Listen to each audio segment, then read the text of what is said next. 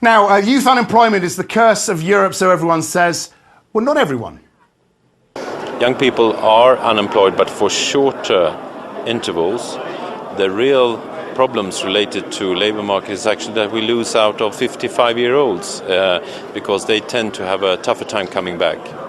Swedish Prime Minister talking to us yesterday. Joining me to talk about this issue, big issue, of course, Guy Ryder, Director General of the International Labour Organization, and Jeffrey Juras, Chief Executive of Manpower. Great to have you both in the studio. Great to have you on together. I don't know if you caught that, what the Swedish Prime Minister was saying. I mean, bullish on the youth unemployment issue, more bullish than most Prime Ministers and Ministers I've spoken to in years. Too bullish, Guy? I think he's right about the older workers, the plus 55s, and they don't get enough attention. But I would be much more concerned about the situation of young workers. As you know, young workers, young people are 2 or 3 times more likely to be unemployed. What's very worrying about them is that long-term unemployment is setting in amongst young people. 1/3 of the unemployed are unemployed for more than 6 months. Yeah.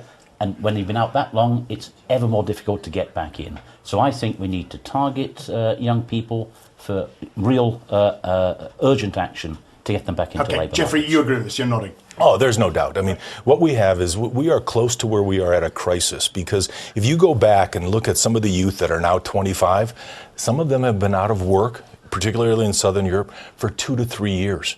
How do you get them back into the workforce? That's a real danger. You know, I think the worrying thing for me and the worrying thing for viewers, we could, I mean, they could be playing tape from last year from the World Economic Forum right now. We were having exactly the same conversation back then, right? Has it changed at all?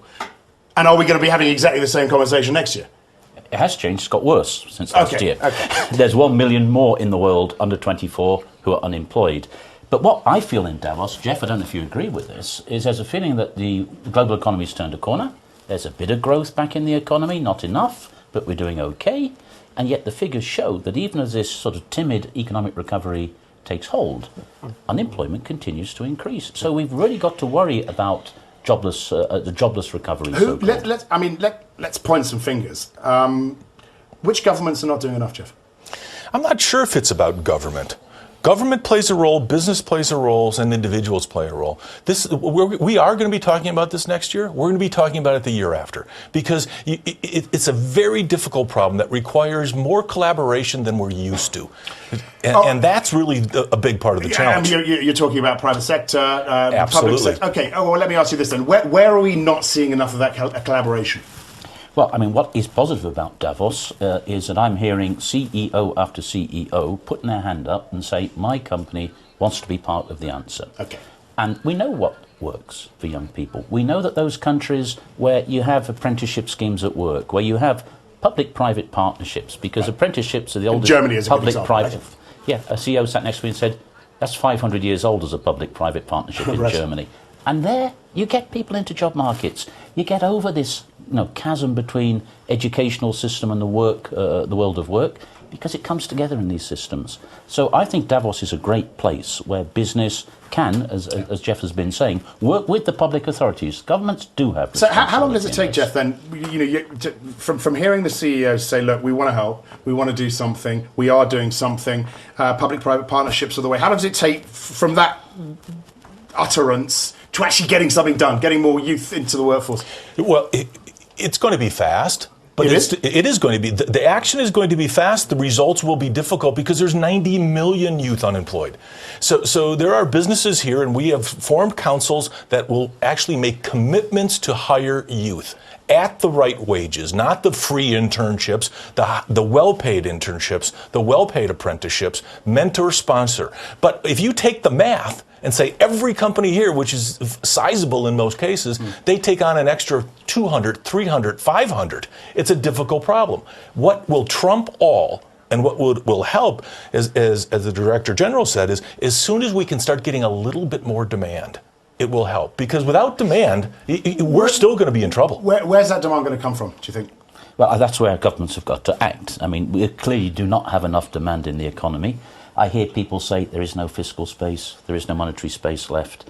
We think there is actually some space left. Yeah, absolutely. And the simulations that we've done show that everybody understands you've got to get public finances back under control. There's no denying that. But it's about the pace with which you do that. And there is a real danger. Look at what happened in Southern Europe of, the attempt to get public finances back in shape actually becoming self-defeating, because you do cut off demand, you do stifle growth.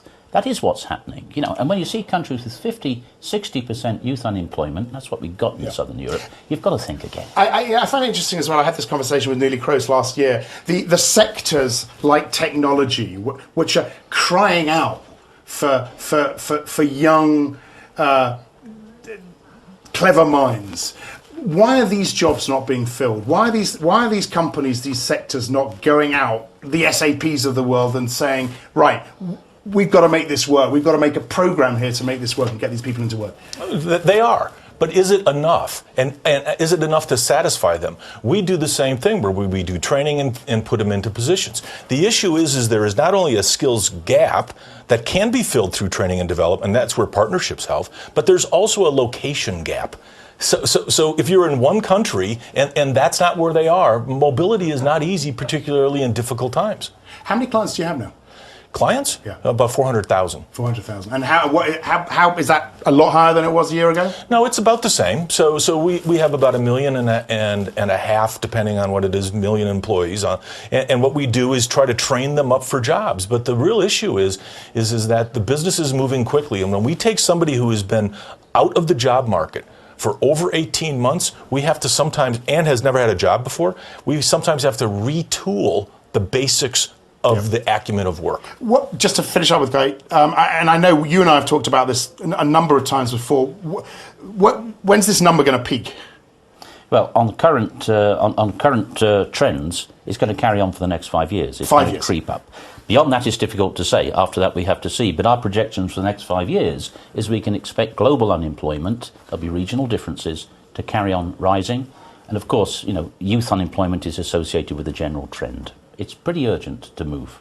I just need to emphasize, it is a drama at this point. Yeah, correct. Because if we don't act, we can't find the one penicillin solution. We have to act a lot, often, and with urgency, or we are going to build a generation that doesn't know how to work. Okay.